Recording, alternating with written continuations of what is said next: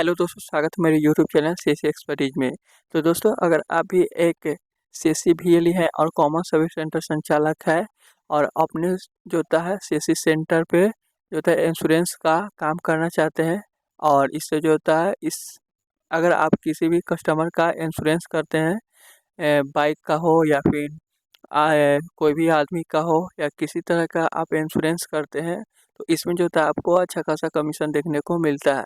तो बेसिकली अगर आपको इस सर्विस को यूज करना है अपने सेंटर पे, अगर आप एक सीएससी बीएलई है तो सबसे पहले आपको एक होता है रैप एग्जाम देना पड़ेगा।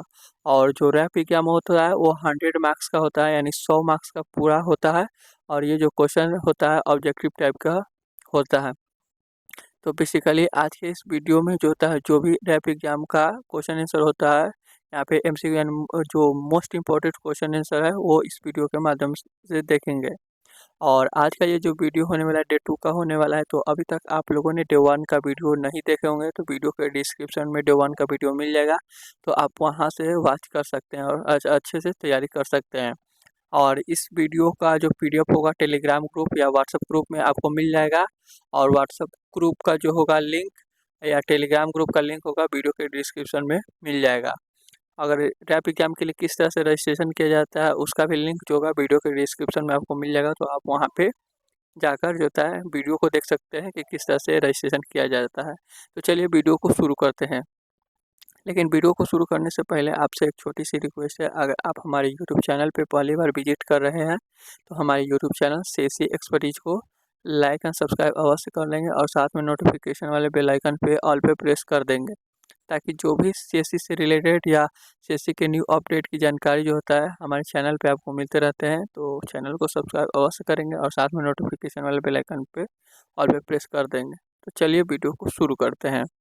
तो सबसे पहले यहाँ पे देख सकते हैं जो भी सीएससी रैप एग्जाम का क्वेश्चन आंसर होता है इसको हम ओपन कर चुके हैं। अब चलिए वन बाय वन क्वेश्चन को देखते हैं। तो हमारा जो फर्स्ट क्वेश्चन यहाँ पे पहला जो क्वेश्चन है, तो यहाँ पे अगर देखेंगे तो कह रहा है which one of the following statement is correct. यानी कि जो नीचे दिया गया है दो दो स्टेटमेंट, इन दोनों स्टेटमेंट में से कौन सा सही है। तो चलिए यह स्टेटमेंट ए जो हमारा है कह रहा है the policy is the basis of the insurance contract. तो और ऑप्शन बी जो है यहाँ पे कह रहा है the proposal is the basis of the insurance contract. तो इसका जो मतलब है यहाँ पे अगर स्टेटमेंट ए की अगर बात करेंगे तो स्टेटमेंट ए में कह रहा है पॉलिसी बीमा अनुबंध के आधार है। और स्टेटमेंट यहाँ पे बी में कहा जा रहा है प्रस्ताव बीमा अनुबंध के आधार है। तो यानी कि इसका जो स्टेटमेंट जो बी हो जाएगा, यानी कि the proposal of the basis of the insurance contract, ये जो हो जाएगा स्टेटमेंट बी, ये इसका जो तो यहाँ पे राइट आंसर हो जाएगा। यानी कि जो बी स्टेटमेंट हो जाएगा इसका, यानी कि क्वेश्चन नंबर 1 का ये राइट आंसर हो जाएगा। तो इसलिए इसका जो ऑप्शन बी हो जाएगा इसका राइट आंसर हो जाएगा। उसके बाद यहाँ पे नेक्स्ट जो क्वेश्चन हो जाएगा क्वेश्चन नंबर 2 है। तो क्वेश्चन नंबर 2 में यहाँ पे कहा जा रहा है which one of the following statement is correct. तो स्टेटमेंट यहाँ पे ए में दिया गया है the proposal must be written by the proposer himself या हरसेल्फ। उसके बाद स्टेटमेंट बी में है the proposal can be written by the agent. यानी कि यहाँ पे जो स्टेटमेंट से क्वेश्चन नंबर 2 का जो स्टेटमेंट ए है, यहाँ पे कहा जा रहा है प्रस्ताव जो होता है प्रस्तावक द्वारा स्वयं लिखा जाना चाहिए। और स्टेटमेंट जो बी है प्रस्ताव एजेंट द्वारा लिखा जा सकता है। तो यहाँ पे जो क्वेश्चन नंबर 2 का जो आंसर हो जाएगा यहाँ पे स्टेटमेंट जो, यानी कि the proposal must be written by the proposer या हिमसेल्फ या हरसेल्फ, ये यानी कि ऑप्शन ए जो हो जाएगा इसका राइट आंसर हो जाएगा। उसके बाद यहाँ पे जो नेक्स्ट क्वेश्चन नंबर है ऑप्शन नंबर यहाँ पे 3 है। तो 3 में यहाँ पे क्वेश्चन नंबर है, तो चलिए यहाँ पे क्वेश्चन नंबर 3 में यहाँ पे क्वेश्चन है which one of the following statement is correct. So statement A में है the information in the proposal form is use for under writing. यानी स्टेटमेंट ए में कहा जा रहा है कि प्रस्ताव प्रपत्र में प्रस्ताव प्रपत्र में दी गई जानकारी का उपयोग अंडरराइटिंग के लिए किया जा सकता है। और स्टेटमेंट बी है, wrong information in the proposal form can यहाँ पे न्यूलीफाई द इंश्योरेंस कॉन्ट्रैक्ट। यानी कि स्टेटमेंट जो बी में कहा जा रहा है, प्रस्ताव फॉर्म में गलत जानकारी बीमा के अनुबंध को रद्द कर सकती है। तो इसका जो यहाँ पे ऑप्शन ए जो दिया गया है, ए इज करेक्ट। उसके बाद ऑप्शन बी में है B is correct. Option C में है both A and B statement are correct. और ऑप्शन डी में जो है बोथ, यानी कि A and B statement are wrong. तो इसका जो राइट आंसर हो जाएगा ऑप्शन सी, यानी कि बोथ ए और बी स्टेटमेंट, यानी कि ये जो स्टेटमेंट ए और बी दोनों इसका क्वेश्चन नंबर 3 का राइट आंसर हो जाएगा। इसीलिए इसका राइट आंसर ऑप्शन सी हो जाएगा। उसके बाद यहाँ पे नेक्स्ट क्वेश्चन नंबर है यहाँ पे 4। तो 4 में क्वेश्चन है, which of the following are confidential and will not be given the proposer. तो यहाँ पे जो ऑप्शन, यहाँ पे अगर क्वेश्चन हिंदी में अगर इसको करेंगे तो यहाँ पे कहा जा रहा है, निम्नलिखित में से कौन सी जानकारी, निम्नलिखित में से कौन सी जानकारी गोपनीय है और प्रस्ताव को नहीं दी जा जो होता है प्रस्तावक को नहीं दी जाएगी। तो यहाँ पे जो ऑप्शन ए है द मेडिकल रिपोर्ट। उसके बाद ऑप्शन बी में है the agent's confidential report to the insurer. और ऑप्शन सी है द मेडिकल यहाँ पे रिफरी एडवाइज। और उसके बाद ऑप्शन डी है ऑल द एबव। तो यहाँ पे जो राइट आंसर हो जाएगा इसका यहाँ पे दिया गया है, तो इसलिए इसका राइट जो आंसर हो जाएगा यानी कि ऑप्शन डी, यानी कि ऑल स्टेटमेंट्स आर करेक्ट। यानी कि ये जो 4 स्टेटमेंट दिया गया है ए बी सी डी, ये चारों जो होगा यहाँ पे राइट आंसर हो जाएगा। इसलिए ऑप्शन डी जो हो जाएगा इसका राइट आंसर। उसके बाद यहाँ पे नेक्स्ट क्वेश्चन नंबर हो जाएगा 5। तो नेक्स्ट क्वेश्चन नंबर यहाँ पे 5 है। तो 5 में क्वेश्चन है, which one of the following statement is correct. यानी कि which one of the following statement is correct. तो स्टेटमेंट यहाँ पे ए है, F P R is the evidence of the insurance contract. तो और ऑप्शन बी में है यहाँ पे the medical report is the basis of the insurance contract. यानी कि यहाँ पे इसका जो राइट आंसर हो जाएगा, अगर यहाँ पे इसका, अगर यहाँ पे जो स्टेटमेंट ए में जो कहा जा रहा है कि एफपीआर बीमा अनुबंध का साक्ष्य है, यानी कि एफपीआर जो होता है बीमा अनुबंध का साक्ष्य है। और स्टेटमेंट बी में कहा जा रहा है कि मेडिकल जो होता है रिपोर्ट बीमा अनुबंध का आधार है। तो यहाँ पे स्टेटमेंट ए यानी कि FPR is the evidence of the insurance contract, यानी कि ऑप्शन ए जो दिया गया है ए इज करेक्ट, ये इसका जो हो जाएगा यहाँ पे राइट आंसर हो जाएगा। उसके बाद यहाँ पे नेक्स्ट जो क्वेश्चन नंबर हो जाएगा यहाँ पे 6 हो जाएगा। तो नेक्स्ट क्वेश्चन नंबर जो हो जाएगा यहाँ पे 6 है।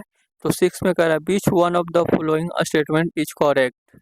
तो स्टेटमेंट ए है the FPR is proof of यहाँ पे commencement of risk. And statement B जो है, risk does not commence till the policy is signed. तो यहाँ पे स्टेटमेंट ए में यहाँ पे कहा जा रहा है कि एफपीआर जोखिम के प्रारंभ का प्रमाण है।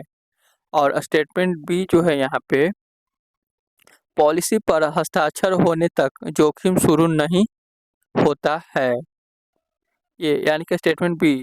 तो इसका जो यहाँ पे राइट आंसर हो जाएगा ऑप्शन ए, यानी कि ए इज करेक्ट। यानी कि स्टेटमेंट जो ए है यहाँ पे the FPR is proof of commencement of risk. तो स्टेटमेंट ए जो हो जाएगा यहाँ पे राइट आंसर हो जाएगा। उसके बाद यहाँ पे नेक्स्ट क्वेश्चन नंबर हो जाएगा 7।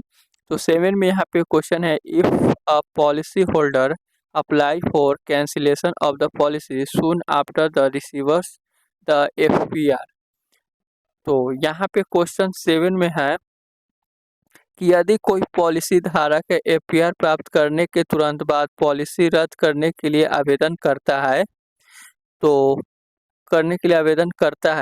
तो यहाँ पे जो स्टेटमेंट यहाँ पे ए है, the full premium will be refunded.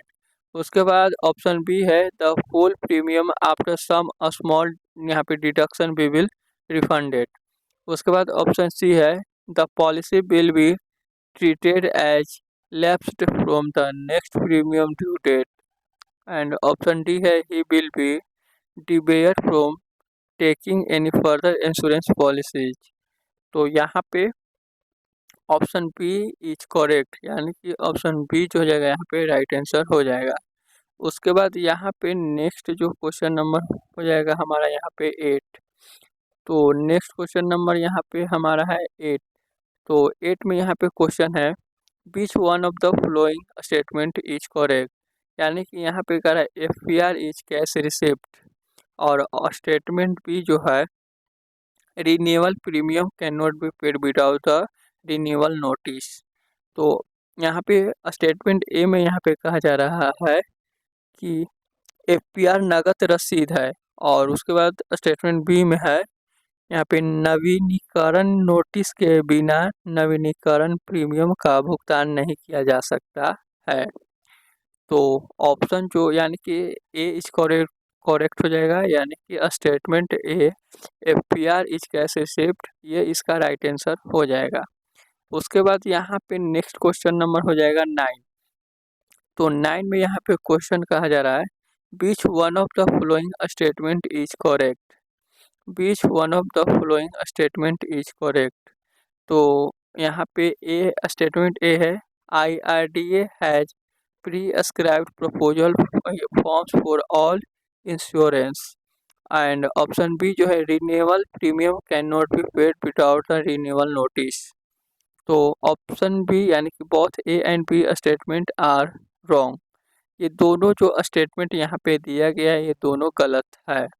उसके बाद यहाँ पे जो मेरा यहाँ पे इस वीडियो का जो लास्ट यहाँ पे क्वेश्चन है, यहाँ पे देखेंगे तो लास्ट यहाँ पे जो क्वेश्चन है which one of the following statement is correct. तो उसके बाद स्टेटमेंट ए में है if policy documents is lost the insurance contract becomes void, और उसके बाद ऑप्शन स्टेटमेंट बी में है the family history appears in the proposal statement personal statement. So option A is correct and option B is correct, and option C both A and B statement are correct, and option D all statements are correct। so A is correct answer, यानी कि statement A जो हो जाएगा यहाँ पे if policy documents is lost insurance contract becomes wide, option A जो हो जाएगा यहाँ पे राइट आंसर।